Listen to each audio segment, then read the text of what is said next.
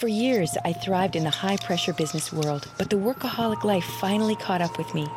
I was 35, very overweight, in chronic pain with severe mobility issues, terrible diet, no exercise. My health was a complete wreck. Then I went to a gentle yoga class and felt truly relaxed. The stress just melted away. I went from a size 18 to a size 8. I stopped getting sick. Pain disappeared. I learned to open my heart and I felt happy for the first time in years. So I said goodbye to the business world and started teaching. Yoga doesn't have to be strenuous. The easiest movements can trigger major release of chronic symptoms, no matter your age. Healing Yoga. Yoga for real people with real problems. Hello, I'm Deborah Devine, and that was my story. Tight Achilles and calves came as a result of my high heel shoe addiction. I found myself paralyzed in the lower extremities at the most inconvenient times and was often in agony. But gentle yoga made all the difference for me. I was able to release the whole back line of the body, and that opened up the feet and all of the lower extremities. It helped me walk with more comfort, more ease, and purpose. Today, I'm sharing a very gentle yoga practice to help strengthen the calves and Achilles. We begin by working the bottom of the feet and the backs of the lower legs. Then we move up into the backs of the knees and the hamstrings. We open the hips and we turn upside down to help release old lymph and blood before resting in a soothing shavasana. Do the whole series, or if you're busy, just one or two poses will help put that spring back into your step. Let's start the healing. Joining me today, Benjamin. Hi, Benjamin. Benjamin's been experiencing a lot of pain and suffering in his Achilles and calves because of his cycling. And Leanne. Hi, Leanne. Leanne is finding that her calves are getting overdeveloped from all of her physical activities, so she's looking to stretch things out. Now we're going to come down onto all fours for toe squats and Hindu squats. So if there's any problem with the knees, it's always a great practice to take a blanket and have a soft place for the knees to rest. We're using these blocks so that we can have something to help us keep our balance. You can turn the toes over so that the toe pads are resting on the floor. Then we'll take the right leg and bring it up into a lunge. Now, very slowly, come down with the sit bones toward the heels, and then come back up. Then we're just going to do that again and see if we can activate some of the muscles and connective tissue on the soles of the feet and begin to stretch things out from here. Then we'll switch sides. Right leg comes back, left leg comes forward, turning the toe pads down, spreading things out. And then again, just using the blocks to help you with your balance as you bring more weight into the feet. Bring more weight onto the heels, taking the sit bones down to the ankle. Then we're going to come into both feet. We're going to work both feet now, and we're going to take more of a yin approach, so we'll be spending some time here. Try to get the toes turned under as much as possible. And then begin to take your weight back. Now have these blocks on standby so that you can use them in case there's a lot of pain and suffering going on here. And then see if you can rest your sit bones down onto the ankles. At first, this can be really uncomfortable, but just keep at it. Go to that place where discomfort and pain meet, and then just breathe deeply into that discomfort, and then come up and turn the toes underneath so that the toenails are facing down onto the ground, and let yourself recover. And after a few breath cycles of recovery, we come back into the toe squats. Spread the toes out, and then rest your sit bones back. Whenever we're dealing with Achilles problems and calf problems, we also have to deal with the soles of the feet.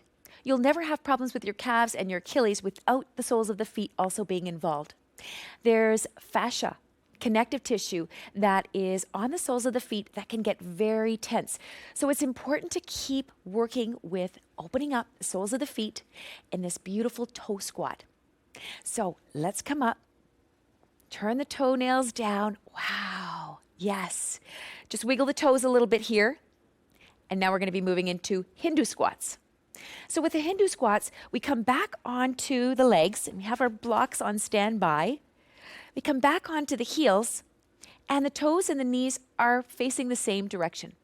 We're dropping the sit bones down, and we're deepening the crease of the hip. You can use your blocks to help you maintain your balance, or you could be doing this up against the wall. Drop the sit bones down, exhale completely, and feel the belly come to the front spine. Feel the heads of the femurs going deeper into the hip sockets. Exhale completely and feel the belly come to the front spine, and then feel the in-breath opening up space in the low back. This is a wonderful pose to release tension out of the hips, out of the legs. The whole lower extremities really respond well to Hindu squats.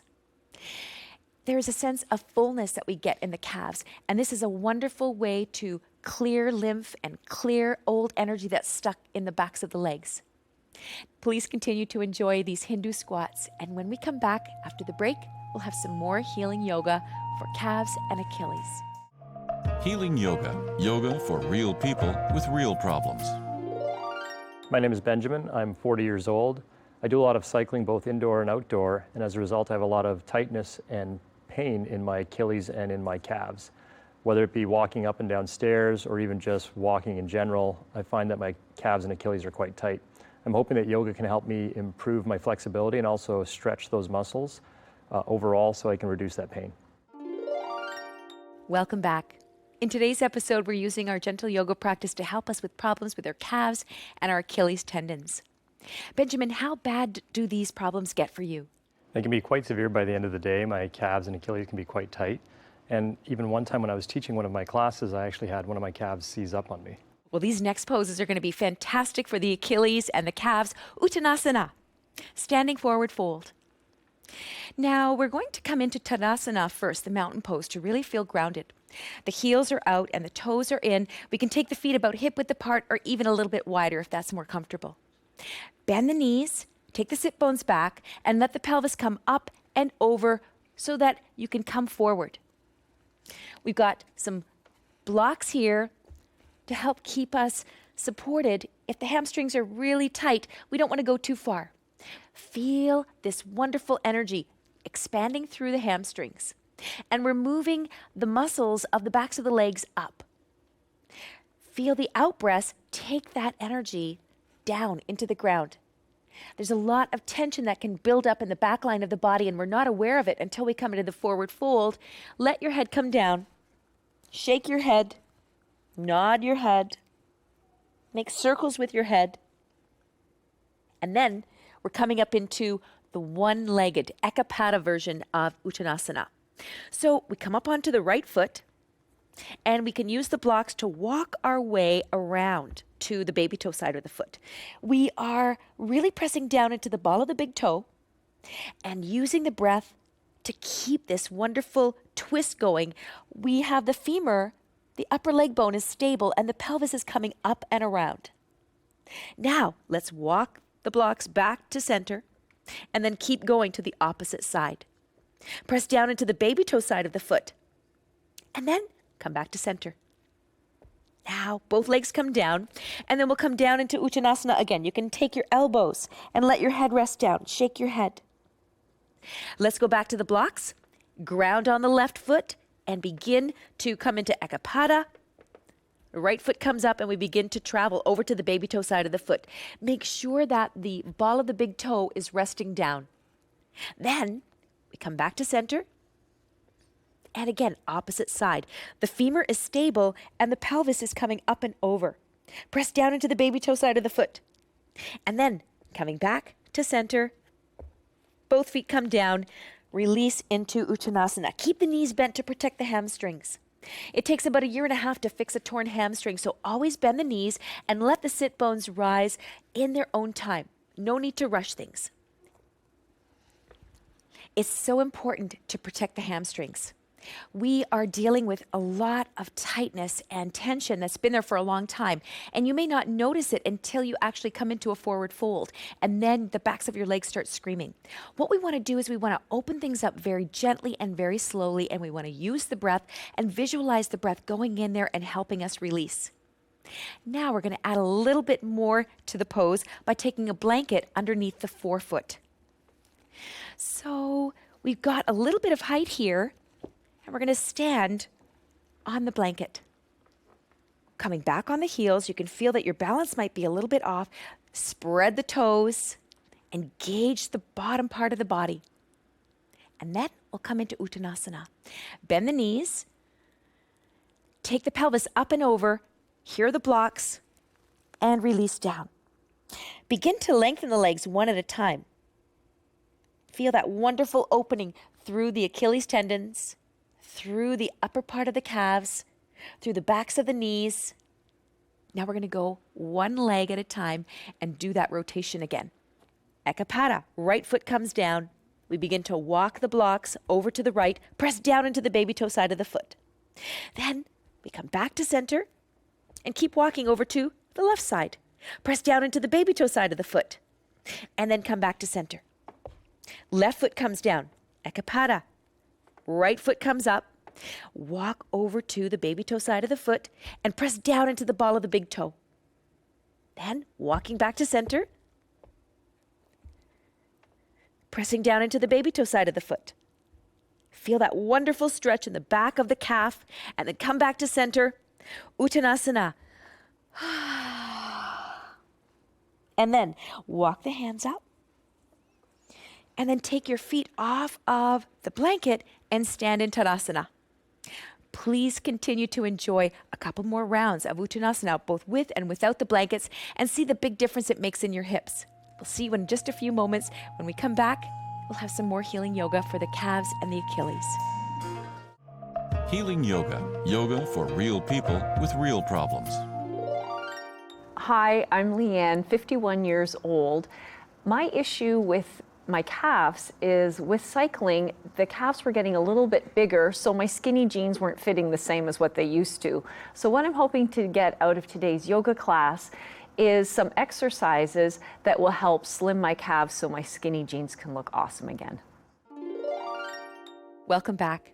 In today's episode, we're using a gentle yoga practice to help us with calves and Achilles tendon problems. Leanne, when did you first notice that your calves and Achilles tendons were bothering you?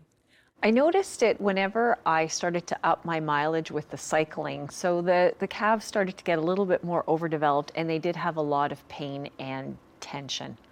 Well, these next poses are going to be fantastic to help us release all of that tension. Supta Padangusthasana, hand to big toe pose, or in our case, hand to belt to big toe. So we have a belt, a bathrobe tie, an old tie that your husband has lying around, and we come down onto our back. We take the loop of the belt and we place it around the ball of the big toe and the ball of the baby toe. Left leg can stay bent if you feel like your low back is giving you any challenges, or you can let the left leg come long. If it's long, let it be strong. Give the upper leg a bit of an inner spiral so that protects the low back and helps keep the SI joints happy. Now, press the belt into the foot and resist with the foot against the belt. Keep the knee bent if you've got a lot of tension in your hamstrings, and then we're going to begin to really engage. It's sort of like stepping on the gas. Long, slow, smooth in breath, and long, slow, smooth out breath here. Press down into the left side of the body. This is the anchor of the pose. And now we're going to open out to the right. Just open out a little bit. Keep the foot high. We don't have to bring the foot to the floor. We're drawing the sit bone down and pointing it toward the grounded foot. So we're getting a really good wringing out here of the upper leg. We're getting a wonderful release of tension through the back of the hamstring, through the opening of the knee, and through the lengthening of the calf. Now we'll come back to center, and then we'll let the heel come up. Let the heel come all the way up and bring the toes back toward the face. Feel that beautiful stretch through the back line of the leg. Now we'll take a bolster and bring it over to the opposite side so that we'll have it on standby as a resting place for the leg when we come into Supta Padangusthasana C. So we're just rolling over onto the left hip. We're going to give ourselves a little bit more belt and let the foot come away from the face. And then we take the arm up and over, and our gaze goes there as well. Now, let's come back to center, and we'll switch sides.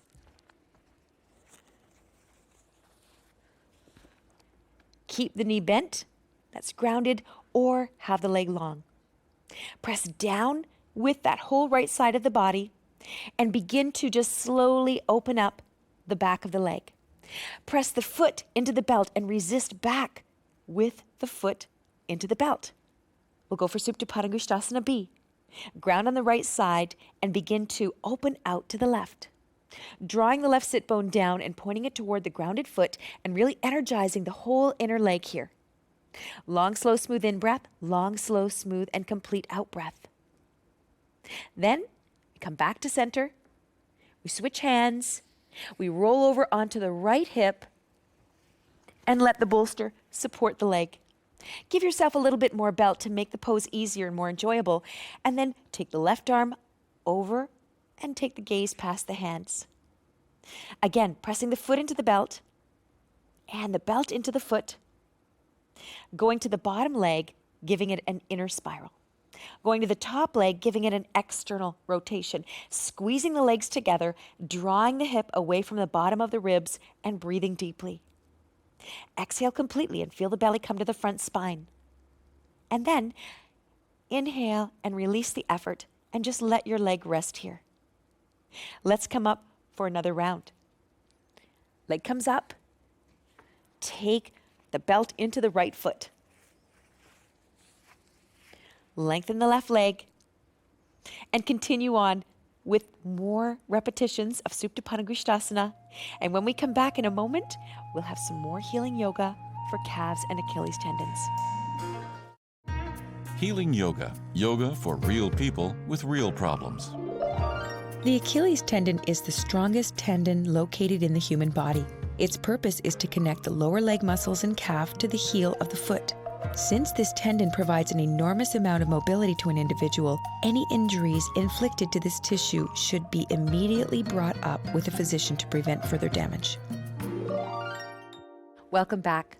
In today's episode, we've been using our practice to help us with Achilles tendon and calf problems. We released the plantar fascia on the soles of the feet, and then we worked up into the calves. We also were working the hamstrings and the hips. We've been releasing a lot of tension and bringing fresh blood and fresh lymph to all of the affected areas. And now we're going to be ending with a beautiful legs up the wall experience. We're going to be using a chair. You could also be using your sofa. So we get our hindquarters as close to the wall of the chair as we can, and then we let the feet rest high. Take your shoulder blades down your back and let the arms come out. You can shake your legs very gently and circle the ankles a few times and spread the feet. Notice how different your legs and feet feel right now after this practice. Press the heels one at a time to lengthen things out, and then rest here. This is a wonderful pose to allow all that lymph to come down into the belly, which cascades into the upper part of the chest where it can be purified. Long, slow, smooth, and complete in and out breaths here. This is a wonderful practice to take before you go to bed, after a heavy workout. Now we're going to take the soles of the feet together for another variation of Viparita Karani. The soles of the feet come together, the knees come apart, and then we can just rock the legs back and forth very gently or butterfly the knees. This is opening up a lot of energy on the inner legs and the inguinal area where the legs meet the pelvis. Ending the practice with Viparita Karani before we go into Shavasana has a very soothing effect on the nervous system. So all of that hard work that we were doing is now going to be coming into integration with all of the cells of the body. Now, let's take the feet back up long, one at a time. And we'll circle the ankles and spread the toes again. And then just rest. Close your eyes and allow yourself to sink back. Take a long, slow, smooth in-breath into the feet, into the legs, into the hips. Breathing in light and spaciousness. And exhaling tension, exhaling holding. Take a long, slow, smooth in-breath into the back. All the muscles, the bones, the connective tissue, the blood vessels and the nerves. Breathing in light and spaciousness. And exhaling tension, exhaling holding. Long, slow, smooth in-breath into the neck, into the jaws, the cheeks, the ears, the temples. Breathing in light and spaciousness. And we exhale the last remnants of tension and the last remnants of holding. Please continue to enjoy Shavasana this way for at least another 15 minutes. And we'll see you again next time on Healing Yoga. Namaste.